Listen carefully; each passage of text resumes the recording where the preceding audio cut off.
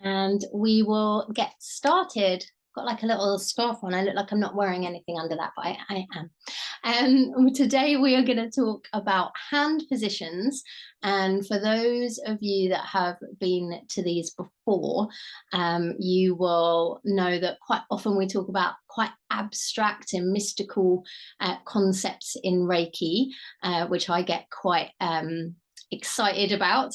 And this might seem like a bit of a mundane topic, but actually I think it's really important to talk about the hand positions, because most of us, when we learn Reiki, do want to work on other people. And we don't need to necessarily have that as a goal in Reiki, but it is one of the primary reasons that people come and learn how to do it. And how we do that is hands-on, just allowing people to work either hands on the body. I'm a hands-on person myself, or hands just over the body. They're equally effective. That's personal preference and the preference of your client, whether you're hands-on or not. And there are those kind of quick and easy ways of working with to learn Reiki, where you just get your attunements and a sheet with the hand positions on it, and you just get taught to do hand positions, starting at the head, working down to the feet is the normal arrangement. And that's kind of what you're given to go away with. Most of us these days spend a lot more time focusing on the connection to the Reiki source and our self-healing and our meditations. And for me, that is something that,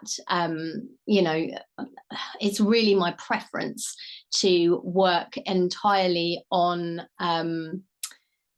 that kind of deep energetic connection that's going to give you guys the best experience of Reiki and the best expertise in working with it for yourself and for your clients later. I do spend time on the hand positions, but to be honest, I think there's only so much we can cover in the first day. And once people start learning Reiki 2 and they start learning Reiki Masters, we sort of stop talking about hand positions and focus on, the symbols or the chanting and the reasons we'd use it and the deeper meditations. And actually, it's nice for us to actually spend some time really feeling confident in hand positions when we're working on other people.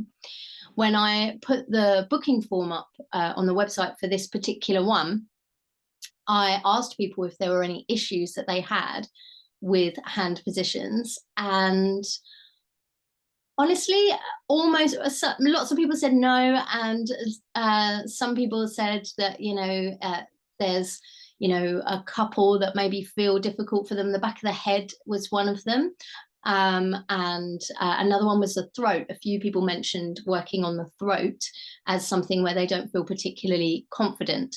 But the number one thing that people said that they struggle with hand positions when they're giving a Reiki treatment is that they are physically uncomfortable while they're doing it, which is something I always try and address in my Reiki 1 class.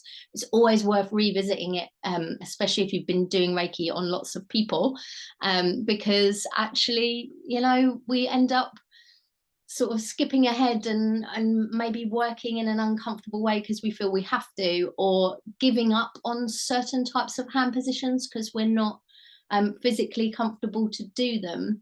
So I want to kind of cover some basics around that, because it's always worth revisiting those things. And one of the comments that I did get as well was this idea of not being physically able to do the standard hand positions for people who are struggling with a physical disability or in a wheelchair, perhaps not able to work in the way that we standard use our hand positions. And there's so many different ways around doing that. So the hand positions that I teach at Reiki 1, I'll run through them quickly. There's so many versions of this that you can do.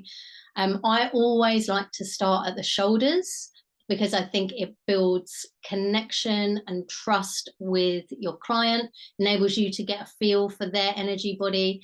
And there's something really comforting about it. You can feel them start to relax and know that when it's time to move on, you can feel that like relaxation in their physical body that just lets them sort of surrender to the flow of the work a little bit. And I just think it's really comforting and a great way to make that bond with your client, their physical and energetic presence in front of you. Then I move on to the head positions. So I always do temples first and then come up to the crown, the front of the head, like this over the face, or one hand on the forehead and one hand on the back of the head.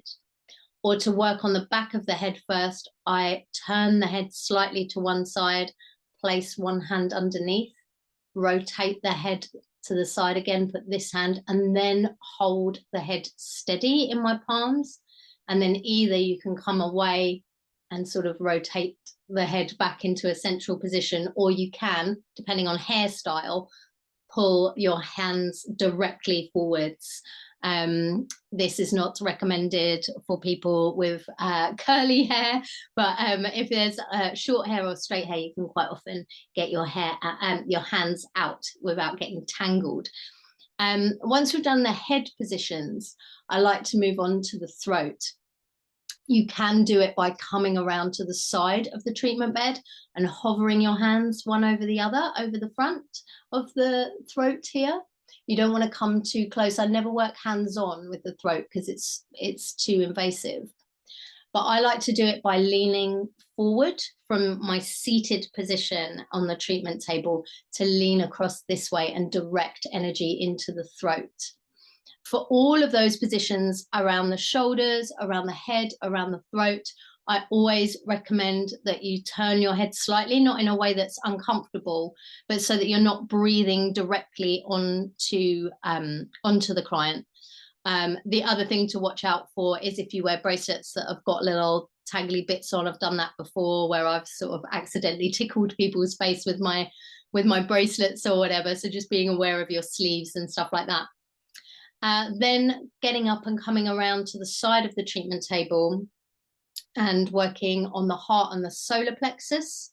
Normally you would hover, particularly if you're working on women, you would normally hover your hands over the center of the chest. And I normally place my hand on the solar plexus and work on both of those together. If you know your client well, I do like to work hands-on, and lots of my clients are very hands-on people. A lot of them are healers as well. So it depends, but most people probably wouldn't be comfortable with hands-on if it's their first time seeing you or whatever. Then I move down to work sort of generally in the abdomen area. You can hover or rest your hands one over the other, sort of on the belly, or you can have one hand on each side, so that you're sort of working sidelong this way. Then I go down to work over the hips.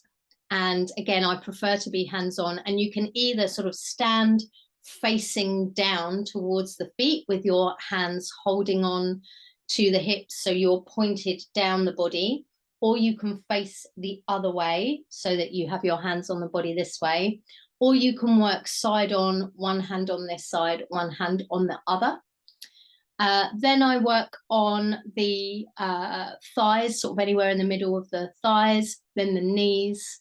On all of these, you're potentially, I always say to people to do like a counter move like you would in yoga to keep yourself a little bit more comfortable, because it is a slightly unnatural position to stand in, to have your hands on the body this way, and then the next hand position you move down to work on the other side, and then again to turn again, just to support your back a little bit in the work and keep yourself more upright, less tension in your muscles.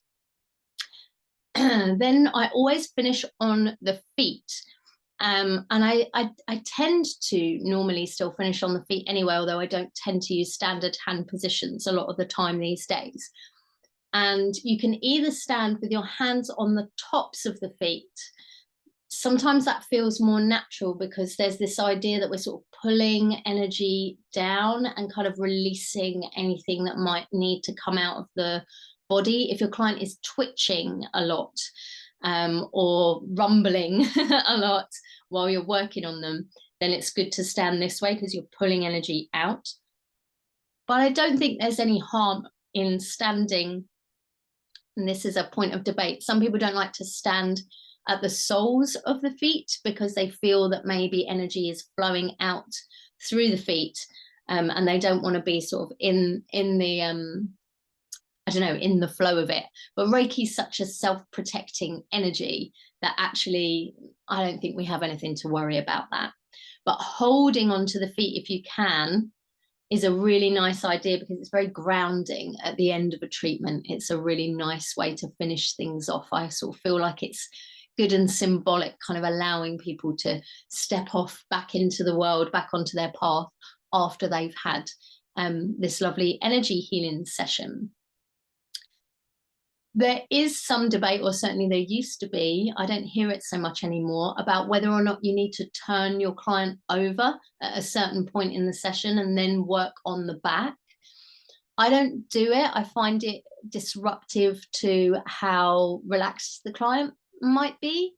And the flow of energy is going through the body. You know, we all do distant Reiki healing, and there's, you know, no question among any of us who are Reiki people whether distance healing works, and they could be in Australia and you're here in the UK, but we could be working from here. I think it's going to be able to get through here if that's where it needs to go. So I personally don't turn people over, but if people want to have the focus be on their back, then I'll have them lying on their front for the whole of the session.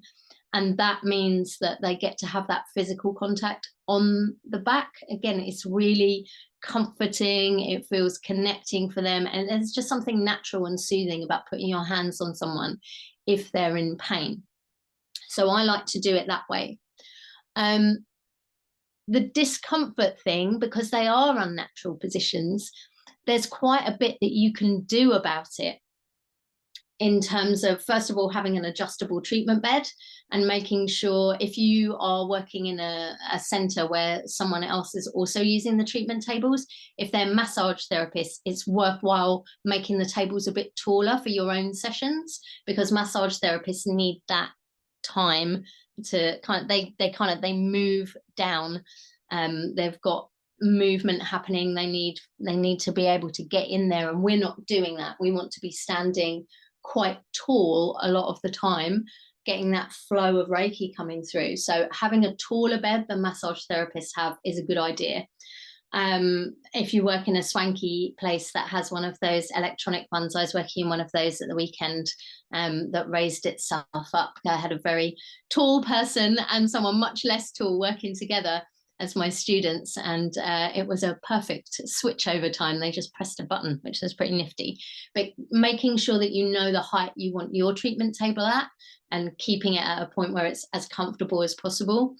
Also remembering that you can sit down for these. I always sit down when I'm working around the head and around the shoulders. And if I'm working at a treatment table, rather than on the ground, I work on a futon on the ground as well in my own sessions. You can be sat in a comfortable position and rest. Use the treatment bed, use the edge of it to rest your arms, to take a bit of tension out of your arms while you're working. When I'm working over the face, I always lean my elbows on the table to do it. Same when I'm working on the throat. And when I'm leaning over to do the shoulder hand positions, I rest my hands down on the bed. You don't need to keep yourself stiff, and we can try to hold ourselves kind of quite loose if we can. And we can think about things like the amount of pressure that we put on the body with our hands.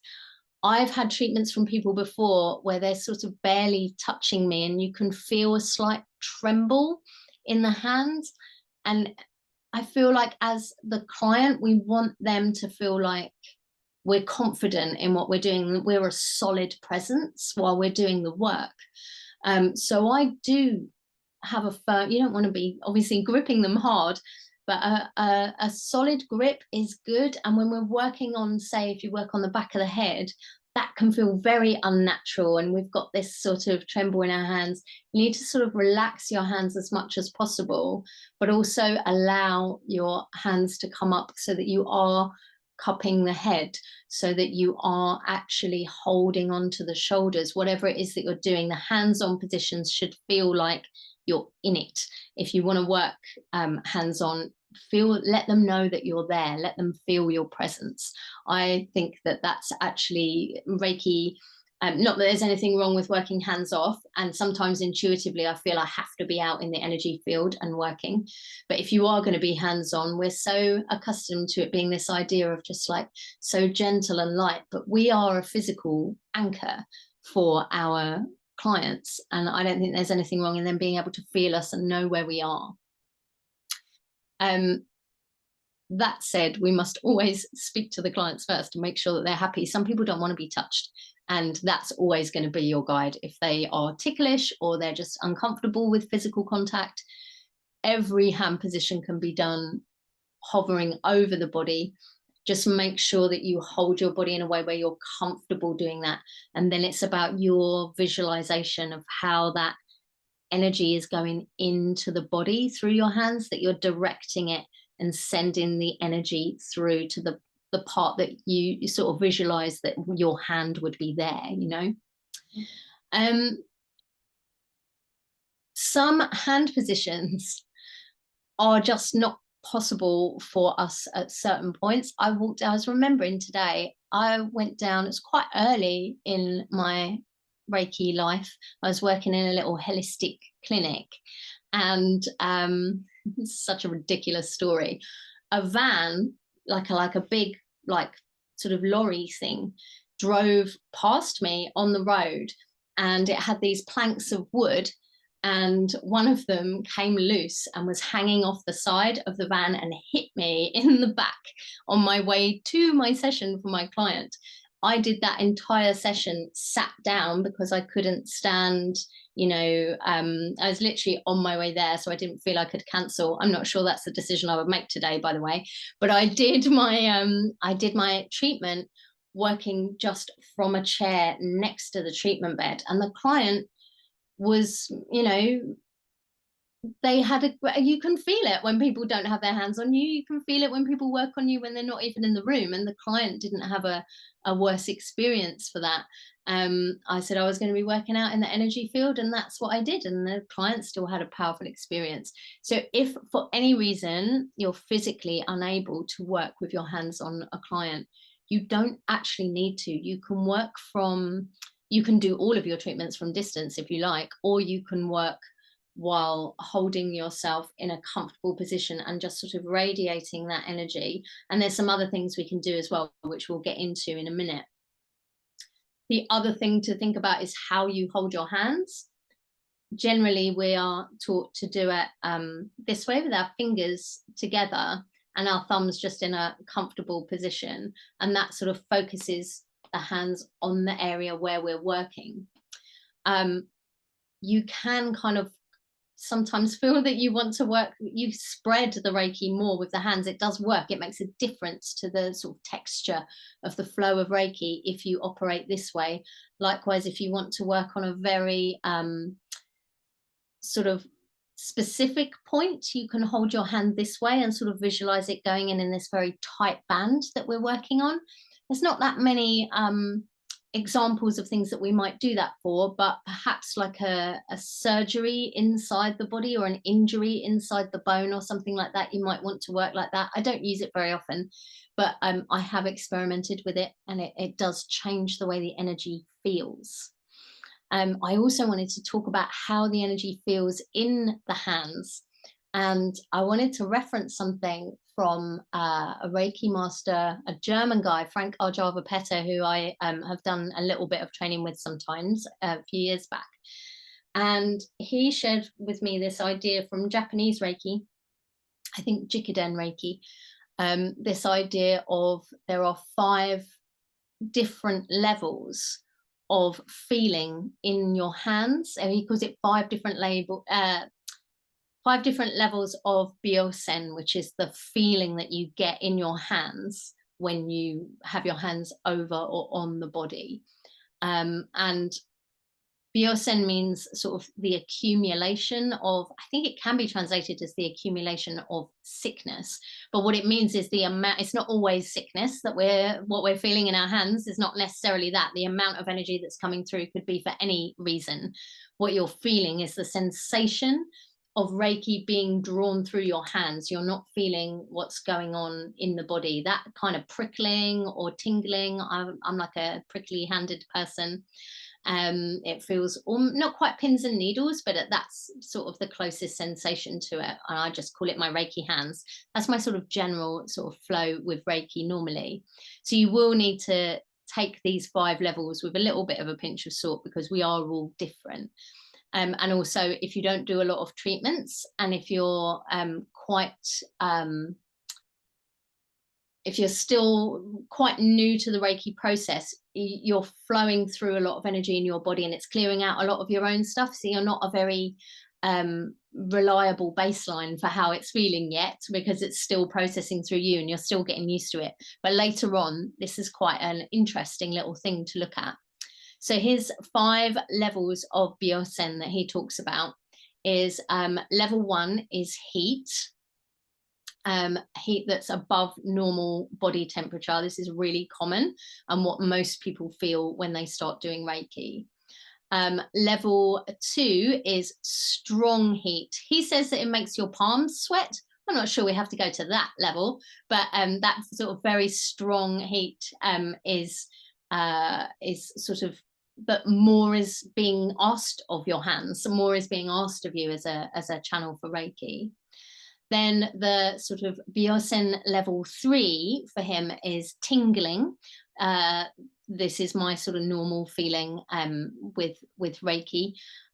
This tingling can be experienced either as pins and needles, or as a magnetic feeling, or as your hands falling asleep.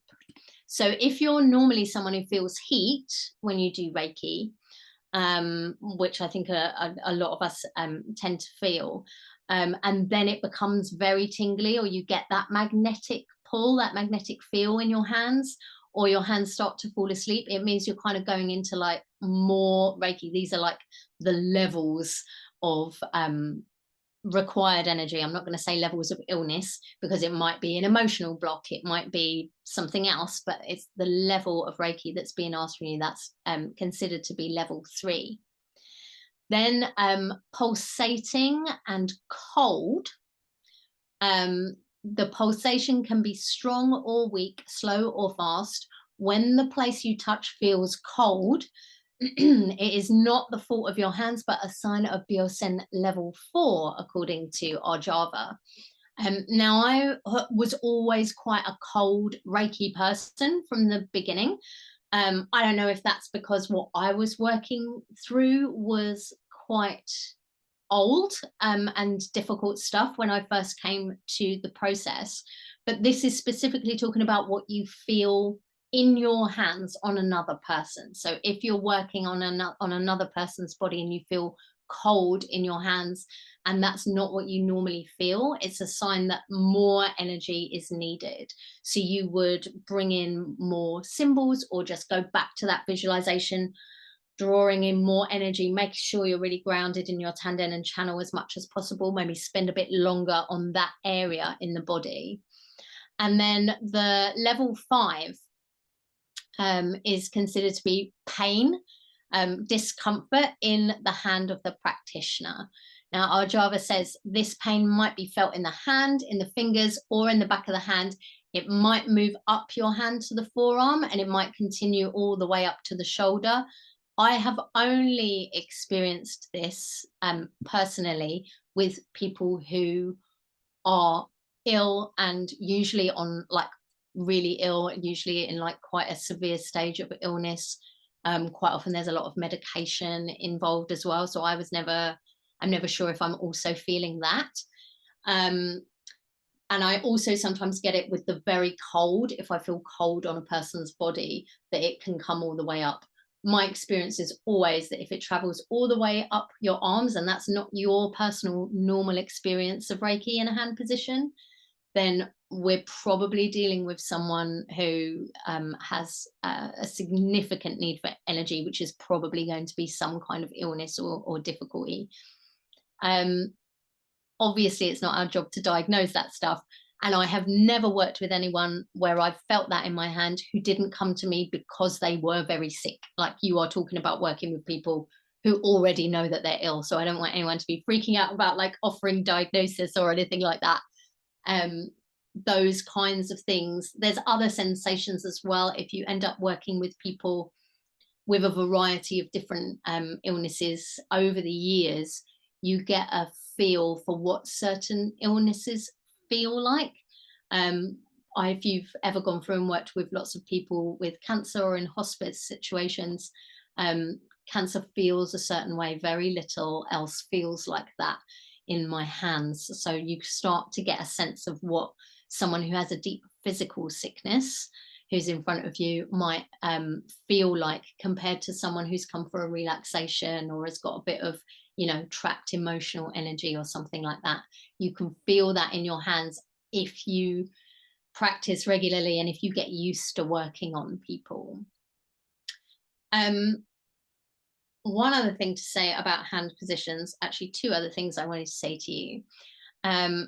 Working on people with very low energy conditions, I always try and mention this on my Reiki 1 courses, because we use standard hand positions as a framework for us to learn how people's bodies feel when we're working on them. We usually start at the top and work our way down to the feet, and that's like the natural way of doing it. Energy tends to flow this way through the body.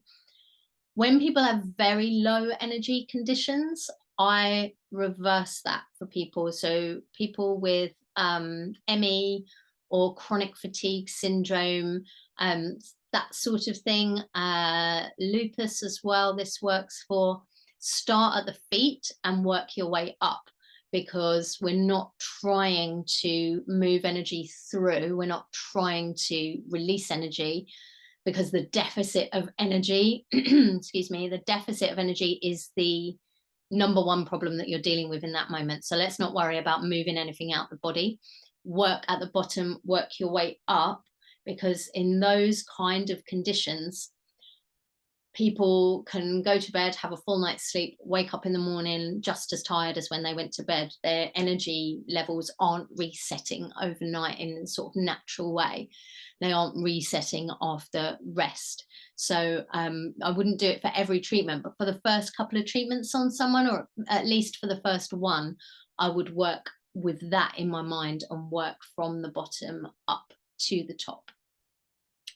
And the other thing I wanted to say is that, again, this was something that Frank Arjava-Petter taught me. I was hunting for it today, never found a reference to it, actually. I've got some of his books, not all of them. I presume it's in one of them, and I haven't been able to find anything about it online. But I remember him telling me about this on a retreat that I had him come over and do here. He talks about an energy pulse, like a cyclical pulse that moves through the body, that comes to a peak and then begins to recede. And that happens in the body about every 20 minutes. Now, I did this experiment for a while, and you can feel it. I think so. I agree with him. Also, the man is a genius Reiki person. He's brilliant at the work. So I didn't disbelieve him, but we don't sit with our hands in a single hand position for that long normally. We are on the move a little bit. We're trying to move on different places in the body. And what he suggested to us was that we sit with our hands on the shoulders, flowing Reiki into the whole of the body and the whole of the energy body. And then you can feel at a certain point in your hands, you just sort of feel, I don't know how to describe it. It's like energy rising. It is like a pulse. You feel that you've got to that point and then it sort of recedes again. We would normally move on then. And what he was saying is stay in that position and do a whole cycle. So wait until you feel that pulse rise again and you can feel it in your hands. and then allow it to recede again before you move on. I have done it. It's a strange way to us of working, to have one hand position. If you were to sit and do that for the whole treatment, in a standard Reiki treatment, you'd still only feel that pulse twice, because that's how long we tend to spend, 45, 50 minutes maybe with our hands on. And that's not the way we're accustomed to working. But again, this is spent, from his time in Japan, and it's not something that I see talked about in Reiki over here, but it's worth bearing in mind if you have a bent for experimenting on your clients or your students or willing friends and families. I think it's a really interesting thing to do. So staying in one hand position, he said to do it at the shoulders, and to be fair, that's the only place I did it for my experiments. But I imagine the same is true if you were to work on the solar plexus and the heart, because the pulse is in the whole body. I just think it wouldn't be comfortable maybe to sit for like 20, 30, 40 minutes in one hand position if you were doing it that way.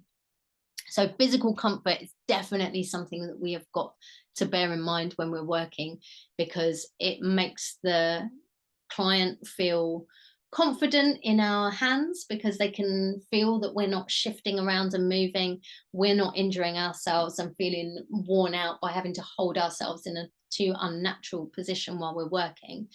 So for that experiment, if you're going to go away and do it, I would say get a comfy seat, get your treatment table set up to the perfect height, and just rest into that and just keep the Reiki flowing for that whole time. It's actually a really enjoyable, interesting, very powerful experience. So I recommend the single hand position just to work on the whole energy body, and it helps to kind of regulate a person's energy, regulate their, balance things, regulate their emotions. You can quite often have clients have a little bit of a release as well when they do that. People sometimes get a bit, they'll be breathing it out, or they'll be a bit tearful. That can happen, and it is a really nice thing to do if you've got someone to practice on, and it feels really nice to have as a client as well too. So that's the standard hand position stuff. There are other hand positions, obviously, that aren't standard that I like to use quite often. For me, one of them is holding someone's hand. I've never seen it in any of the versions of standard hand positions, but I actually find it to be incredibly powerful. At my last Reiki share, there was someone, and I was like, oh, I need to hold this person's hand. And as I went to hold his hand, the person who I have everyone treat around one table, so there's the group around the table. And as I went to take his hand, someone on the other side of the table took his other hand. And afterwards he was like, that totally changed the energy of the treatment, when he was like, who was that who was holding my hands? But that's a really nice way to kind of hold people, particularly if it's an emotional thing that you're working on. I quite like to hold people's hands while I work. I know it's not standard, but I always have a positive response to that. And going with your intuition on where to move your hand positions to, and doing something that's a bit unusual, I always think we got to trust our intuition and go with it. I had treatment from somebody once. We were on a workshop, and I was lying on the treatment bed, and my hands kept sort of raising up a little bit, not in like a weird exorcist way, but like just like little bit like raising up off the table. And I was like, put them down. And then they kept sort of rising up a little bit more, just a tiny bit. And after a while, I sort of felt her deliberate as to whether or not to do this, because we were supposed to be doing something quite specific in the workshop. And she held both my hands and she brought them over my body. So I'm lying down. She brought them over my body into prayer position, and she held my hands with her hands and worked there.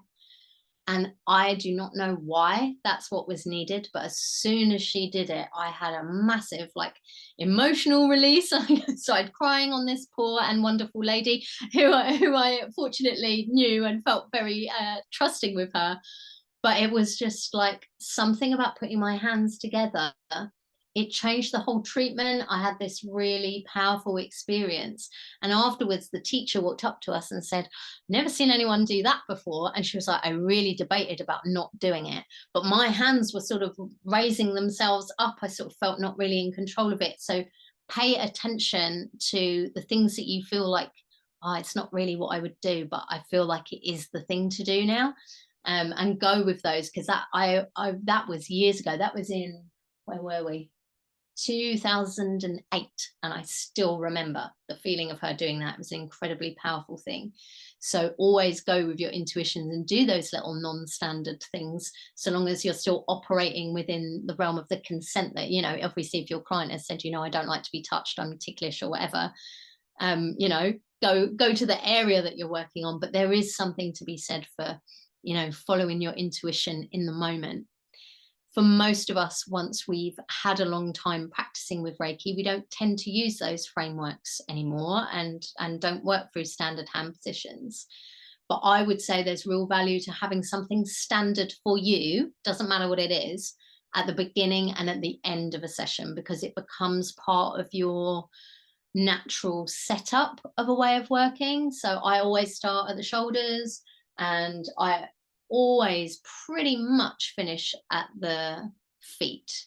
If not, I finish back at the shoulders, though I like to bookend whatever kind of work I'm doing for the client with that sort of beginning and end part of it, because that feels, I don't know if it's like a sort of muscle memory for me, that it helps my head get in the zone of right, we're beginning now, and I'm in touch with this person's energy. Or at the other end of it, that I'm like, okay, we're coming to the end now, I'm bringing this person back into their body, and it becomes part of my process, and then I work intuitively in the middle of that. I think that's all I wanted to say about hands-on work. Also, working over the body. When I say hands-on, I mean on or near, whichever is your preference or your client's preference. Does anyone have any questions at this point about ways that they're working, hand positions that maybe they find uncomfortable, or things that I have maybe missed that you think are essential ones? I've missed nothing, according to Leanne's shaking head. Good. If you do have questions, please do let me know. If not, we'll move on to the next section, which is moving on from using our physical hands and into the idea of working with many hands, as I always call it. I usually teach this one at Reiki 2. There's not really any reason not to use it before that. Of course, it doesn't require symbols or any particular attunements or whatever. It's just something to play around with. The idea is how you would normally use it, not how we're going to use it today, because we are in our own rooms. But the idea is to place your physical hands in one place on the body, and then to visualize strongly. You want to be able to really feel these. They need to be working, otherwise there's no point in doing it.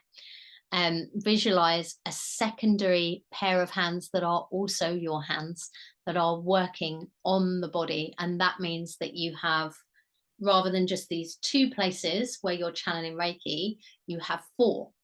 And when you first start to do it, it can feel a bit strange, like maybe you lose the focus a little bit. It's certainly something you have to practice.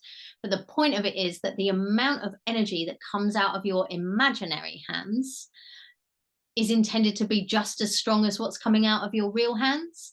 Otherwise, there's no point in doing it. You may as well just focus where you are and then move to wherever the next place is that you want to be. The great thing about it is that it can allow us to work in places where we can't put our hands on. So and again, I would caution about being, if we were around the throat, I think if you visualized your hands on the throat, I do think that would still feel too intense. What do you think, Leanne? You're the only person on here that I know definitely uses this technique in your own work. Yeah, I wouldn't use it on the neck. I feel like it would be far too invasive. It's too much of a sensitive spot for, Yeah. and people feel exceptionally vulnerable around their neck. So I definitely wouldn't, because a lot of the people that we're treating have got like are holding a lot of trauma and stuff. So I feel that would be quite triggering. So Yeah. I would do it anywhere else, not the throat. Yeah. Because you can feel it. You can feel it when people do it to you. I teach this at Reiki too, and I teach it in, other little workshops and retreats and stuff. Everyone always can feel where the other hands are. And I don't know if you've ever had these experiences in Reiki shares, particularly when you've got, or in Reiki treatments, when you think, I can feel more hands on me than are physically present in the room. Like, and you start to think, like, where is everybody? Where are they working? You can feel it. So this idea of sensitive areas where you wouldn't touch still applies, I think. And Leanne agrees with me, which always makes me feel better about my opinions. That we have this these sensitive places. Putting an imaginary hand there is too difficult. But sometimes the reason we're not working hands on is because an area in particular of the body is too painful. If someone's recovering from surgery or from a broken bone or whatever, I wouldn't necessarily want to put my hands on a broken leg, but I would feel comfortable putting my imaginary hands holding onto the feet or holding onto the leg. But primarily we would use it because we want to cover more area at once and give the client as much Reiki as we possibly can. So I might have one hand on the thigh, one hand on the shin, one imaginary hand out here on the foot, and another imaginary hand out here on the hip. And then I've got the whole thing covered, you know what I mean? And that feels like I can really get to work on the whole of the leg. And it's just that constant, it takes practice, but once you get used to it, they become really useful tools for you to use your imaginary hands to work where you can't work physically because you've only got two hands.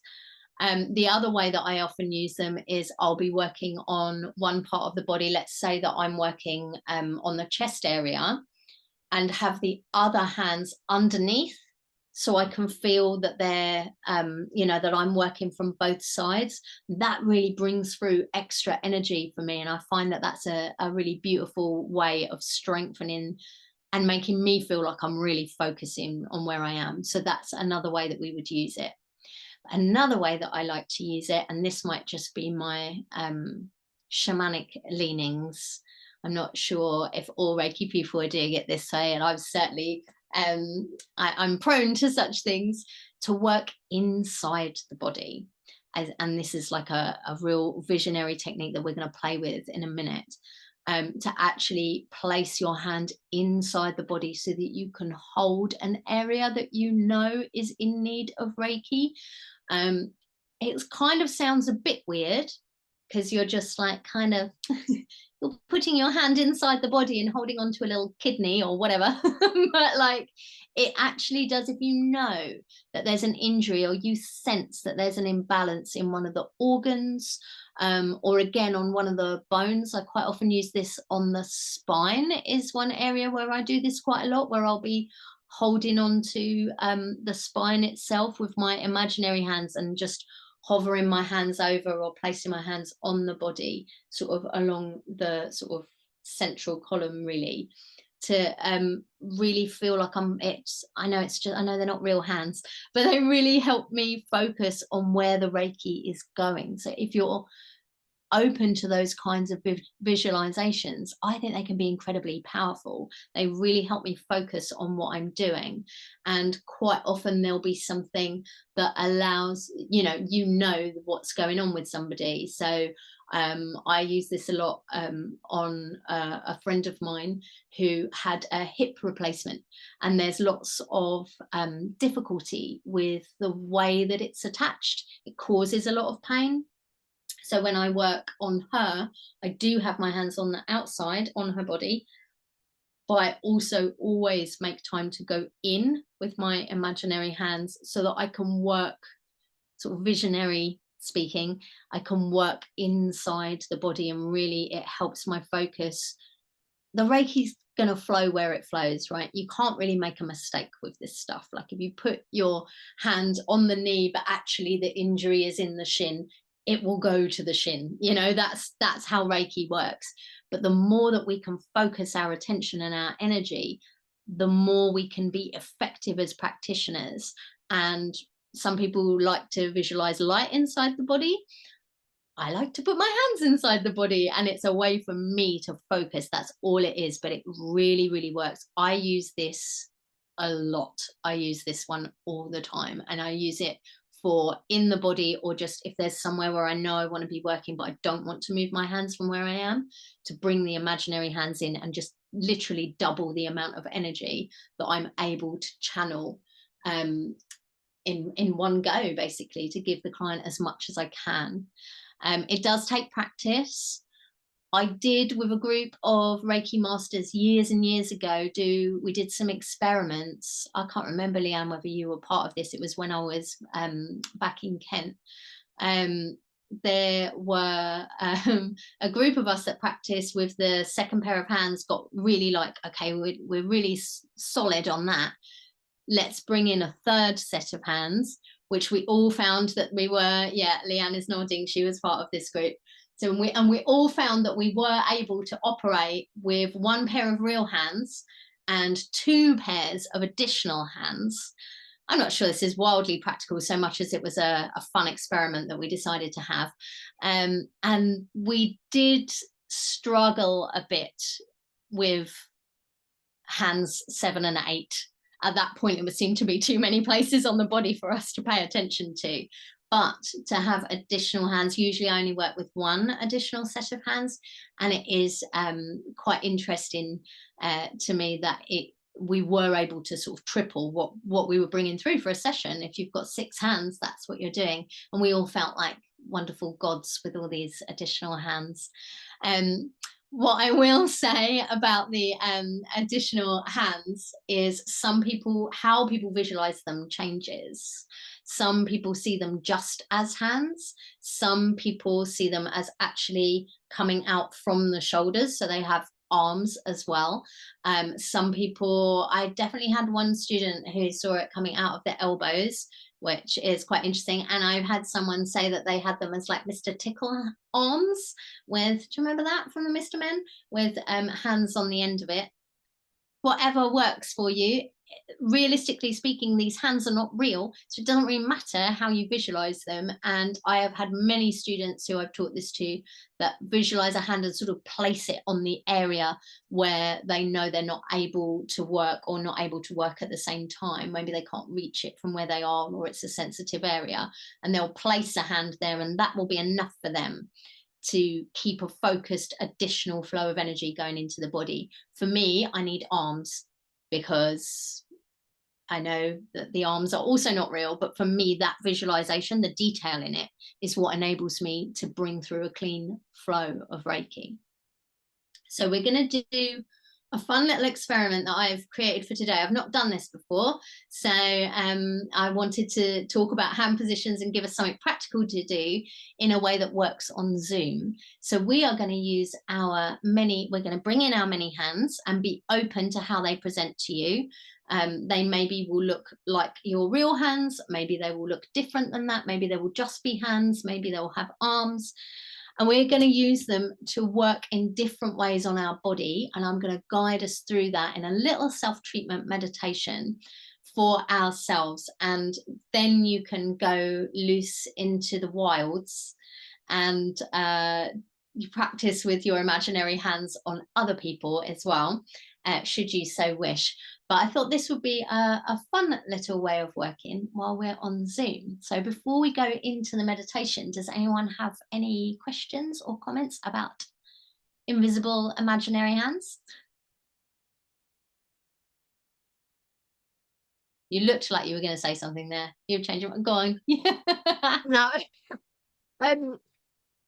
I was thinking earlier when you were saying about using, so I do bits into the body, like focus on, so I tend to use like a finger, or I will So I get that. But my son, it's funny, isn't it? Because you get blinds to help in like your own family sometimes. I haven't even thought of it. Aubrey he dislocated his knee. Also, the inside bone of his kneecap fractured. Ooh. So that would be a good thing to go in and do, wouldn't it? To put the hand in and Yeah. to actually focus on that part. Because also what happened is his knee dislocated, it went back in, but it slid out partly. Mm. Yeah. So again, it could be you could go in with the two hands, couldn't you, to try and help it. So yeah, that was really useful. Thank you. I use it more on bones than I do on like organs and stuff. Weirdly, I just think it sort of works. Um, got a question in here. What's your view on drawing a symbol over the entire body and hold arms sort of holding the space for the symbol and the client? Yes, I think that's a brilliant idea. And I think you could bring the additional hands in. And you said, for example, with the fire serpent, and that's a really good example because it will go over the whole of the body, but I think it would work with any symbol. And you can hold the space, and that's a power move, isn't it? It feels powerful to be holding space like this. How you could then use your additional hands to work on the body at the same time in more focused areas while you are holding and bringing through that one energy that you've drawn the symbol for, holding over the whole body and the whole space. I think that that definitely works. And for any symbol that you feel, it doesn't have to be a symbol that's designed to be drawn over the whole body. And I know I won't go too much into symbols because I know this is for Reiki 1 and above, but for any of the symbols, it's a particular frequency, right? So for any of the symbols, you could do that. And also you could work with your hands on the body and use the additional hands to draw the symbols, which also works, which was also part of our experiment when we were seeing how far we could go with our many hands. And that worked really well as well. So I think holding the view, you know, also talking about this idea of we're not able to necessarily work on all of the hand positions if we're not physically able at any point in our life to do that. To be able to hold the space like that kind of is a little bit what I did when I was when I was whacked in the back by a truck that went past on my way there. But it's also something that's easy to do from a seated position. I think for something visualizing you doing it, Michelle, with your like as a standing thing, it feels very powerful for that. But you could do it seated as well and just hold the whole body this way and bring through one symbol. But you could also bring in the additional hands. And that could bring an extra level of focus to it. Again, this stuff takes practice. So practice it on people who, you know, you're working on anyway, or people who know you and want to kind of, if you want feedback, to get them to guess where your additional hands are and things like that, work on someone you know. And as you build, it's like any muscle, any tool really, as you build that, your ability to bring more energy through in that way just grows every time that you do it, and it becomes more effective. Any other questions before we go into the practice? In which case, my dears, I'm going to do a little tiny bit of drumming because, you know, why not? But mostly I will be talking you through it. Energy in and support you guys in what you're doing, but I'll do just a little bit of drumming in the background. But mostly I'm just going to be talking you guys through a very simple visualization to show how we can use the additional hands for ourselves, for our own bodies. So make sure that you're comfortable. You can do it lying down, but I'd suggest sitting up. Can't see you guys with your cameras off, but I'm trusting that you're in your comfy meditation positions, just to make sure you can still stay alert if you can, and pay attention to what's happening.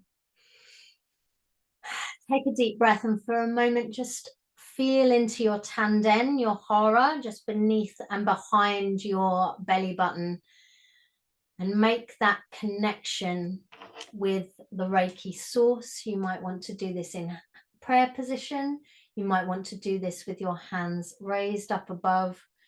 Just feel that strong connection with Reiki energy in your tanden, in your body, and rest your hands so that they're palms upwards in your lap in any comfortable position.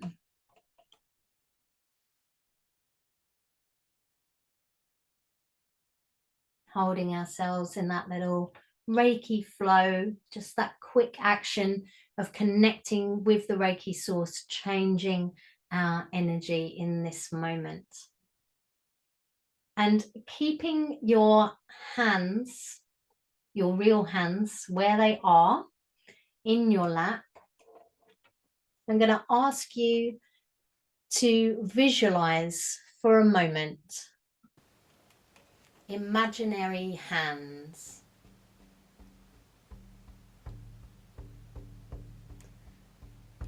Just visualizing an additional set of hands. They might just be your hands. They might connect from your shoulders or slightly behind or in front.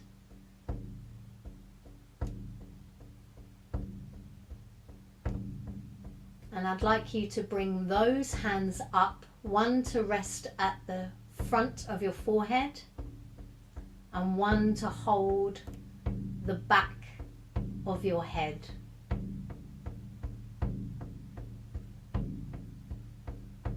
If you've ever done the Binzuru self-healing with me, this is one of our hand positions for that. But we normally visualize the whole person standing behind you. These are your hands from this body, additional hands to the ones that are resting in your lap.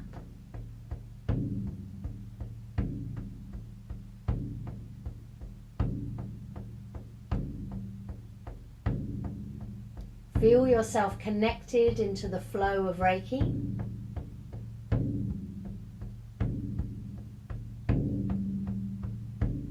Have Reiki flowing through one of your imaginary hands into the front of your head, and one imaginary hand with a strong Reiki flow into the back of your head.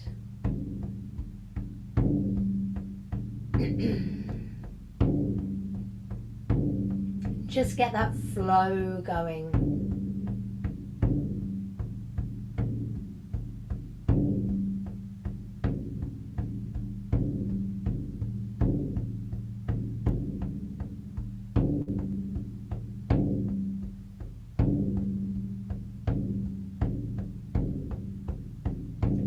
Keeping those imaginary hands working on your head.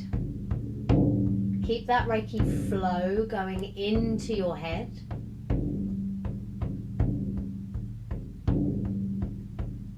And use one of your real hands, your physical hands, and just place it on your heart center.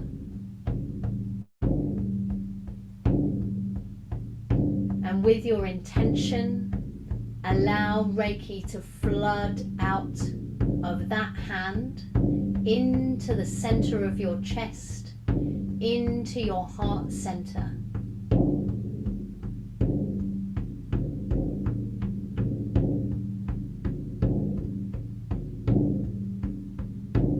Working with an equal flow of Reiki through one hand on your heart center,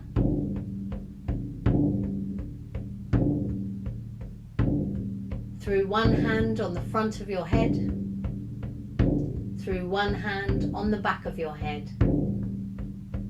3 of your hands working on your body.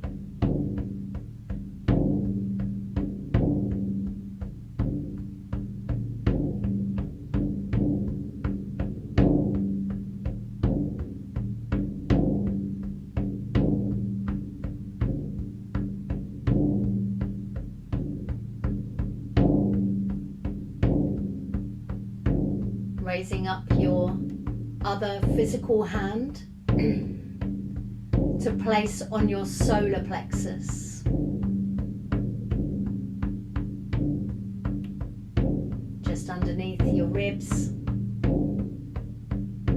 So you have one physical hand on your heart center, the other on your solar plexus. Comfortable self-treatment positions. Let your hands rest on your body. Reiki flowing strongly through both hands into your heart center, into your solar plexus.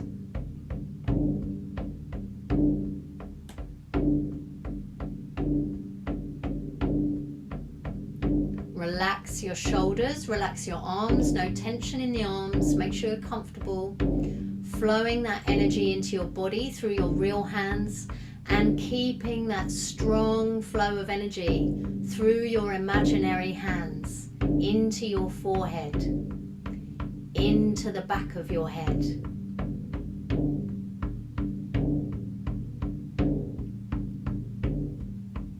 Four of your hands on your body. You are connected to the Reiki source. You are self-healing. Energy flow into the front of your head, the back of your head, your heart, your solar plexus. Receive that healing. Direct that energy. Equally strongly through each hand.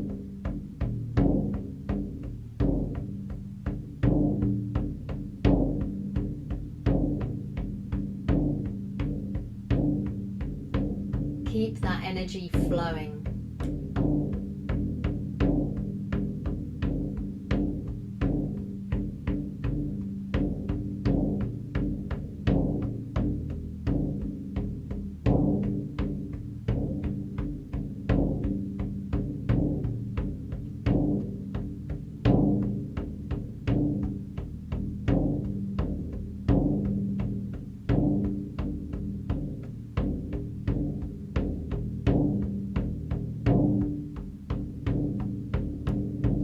Keeping your hands, your physical hands on your heart center and your solar plexus, flooding healing into your body. I'm going to ask you to move your imaginary hands and use them to work inside your body. Allow yourself to work where you know that you need it or where you're guided. You might want to work with your hand on a part of your body, a bone or an organ, an old surgery scar, something like that. Or you might want to use your imaginary hands to step inside your body and hold on to an energy center or an energy meridian that you know is blocked.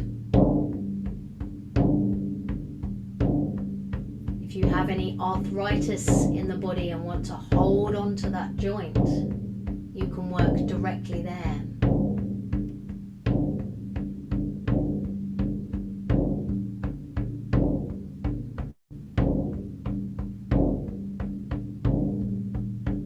Working inside your body, holding on to a part which hurts or is blocked or holds an old hurt.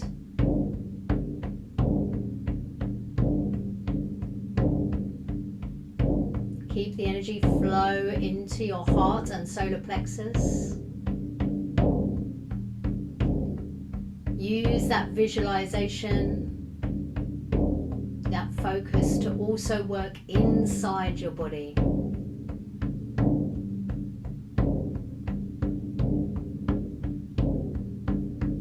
Keep that flow going strongly through all four hands.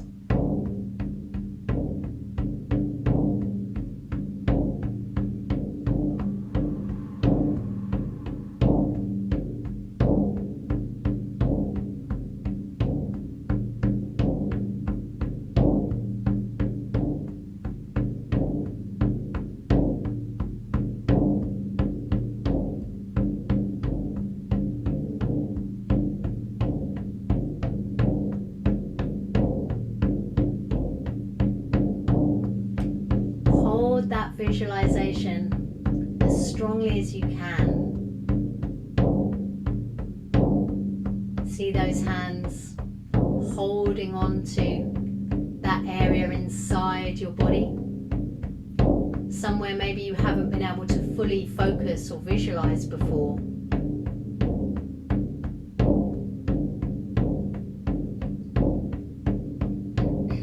It may be that you get visual information about that area of your body.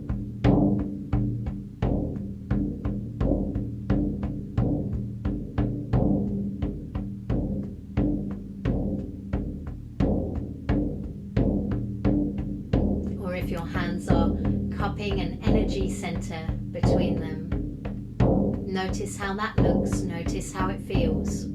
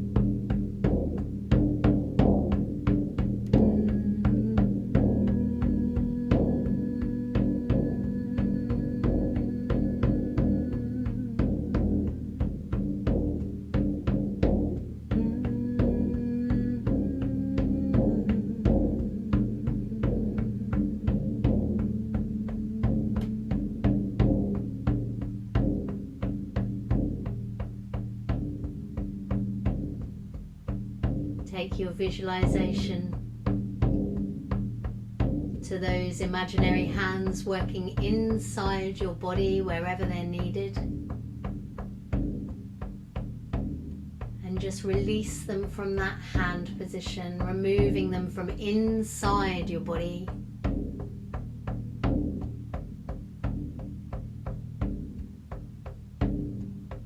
Releasing your physical hands from the heart and the solar plexus, bringing them back into a resting position.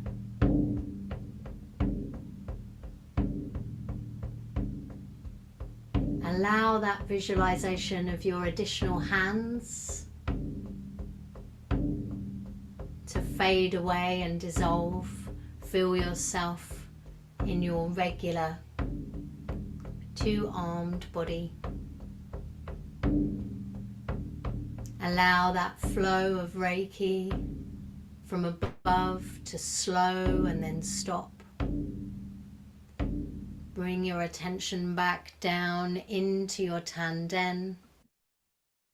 Feel yourself grounded in your physical body. No longer actively channeling the Reiki energy. I want to finish with Kenyoku, the dry bathing, or simply by rubbing, shaking the hands together, rubbing the knees, grabbing a hold of your physical self. Breathe yourself back into normal physical awareness. This self-healing meditation is complete, and you've received this healing for your highest good. Coming back into your normal awareness, back into the room, back into the Zoom room.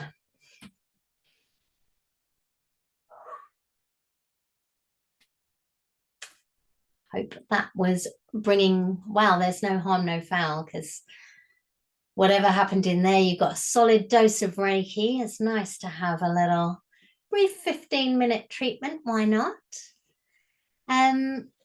but I'd be interested to hear if anyone has any sharings. There's no pressure to share, but it could be quite helpful to talk it out, or for other people that are listening to hear what they looked like, or where you worked and what your experience was of that, whether or not it was what you expected as well. It's always good to know.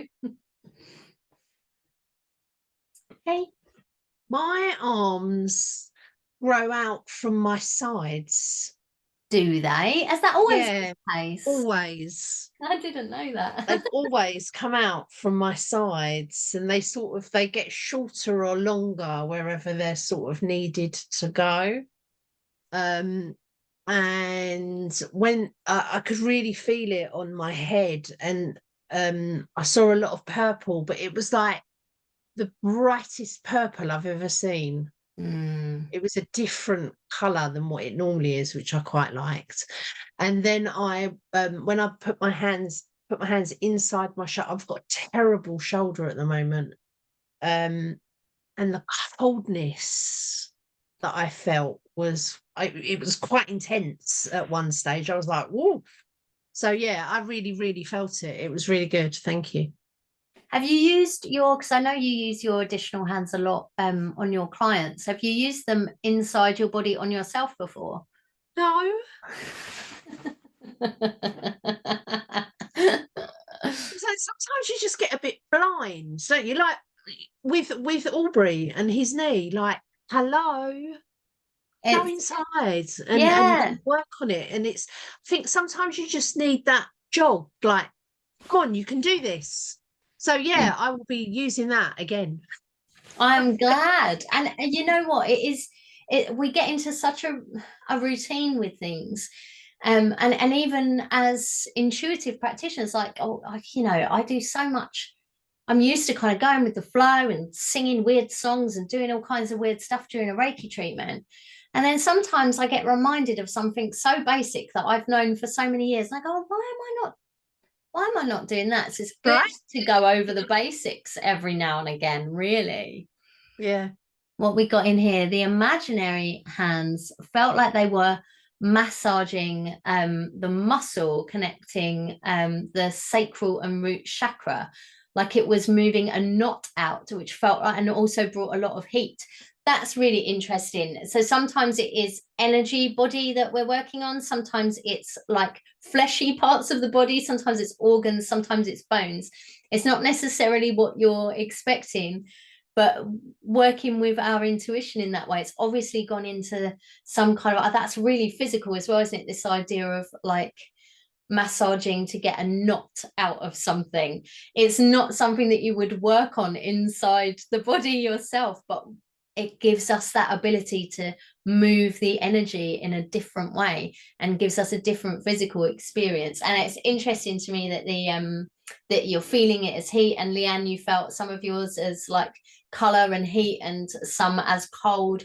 Again, just like leaning into that little sharing from the 5 levels of Byosen, like to think about like our imaginary hands can pick up when we're working on things that's like an actual injury that needs a lot of energy at the moment, or something that's old, maybe emotional or something like that, can be felt in our imaginary hands just as it's felt.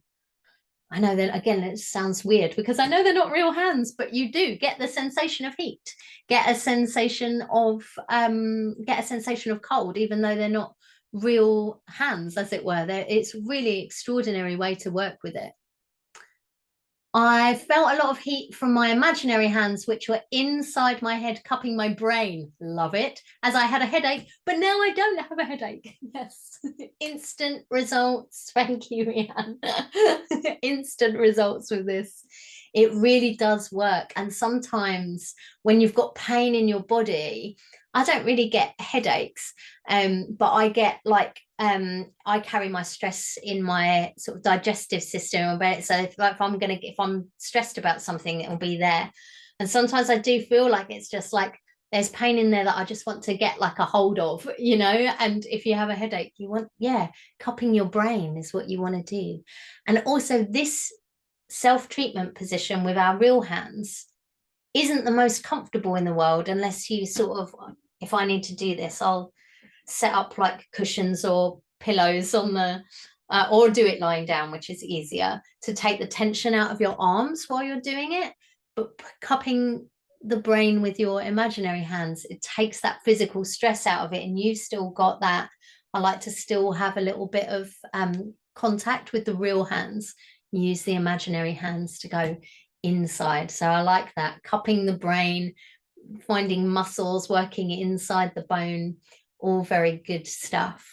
I would be remiss if I didn't share the story of my imaginary hands, which I know that I can already see you laughing, Leanne, because you know this and we're probably like, why isn't she saying it? I didn't say it because I did not want to mess with anybody's visualizations of their hands, because most people see their imaginary hands as their real, like the same as their real hands. Some people very precise. One person told me once that the day that the arms of her imaginary hands grow out from by her shoulders, and they are just exactly the same in appearance as her regular hands, but they always are in the sleeves of the jumper that she was wearing the day that I taught her to do it, no matter what she's wearing while she's doing that. I mean, that is a solid visualization. She committed that to memory, and now those imaginary hands always wear that jumper regardless of what her real body is clothed in, which I think is really just a brilliant little insight into the mind. When I did it, we were all talking in the class when I was doing my Reiki 2, which is where I was taught to do it. And everyone was like talking about, you know, whether they had arms, whether they grew out by the shoulders. You know, mine come out from sort of behind the shoulders. I didn't know that yours came out of here, Leanne, like an insect. I love that strangeness.